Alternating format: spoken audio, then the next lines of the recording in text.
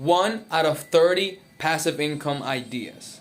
Now look, I'm being honest with you. I'm not gonna be one of those gurus that say you do this one time and that's it, you're done. No, I'm not gonna lie to you about that. The reality is that it's not always going to be passive. It's not always gonna be you sitting in your couch and money coming in. That's the reality, and I'm sorry. But 1 out of 30 passive incomes coming right up.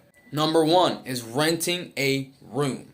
Number 1 is rent out a room. So basically, if you have a 2-bedroom house and you only need 1 room, what are you going to do with the second room?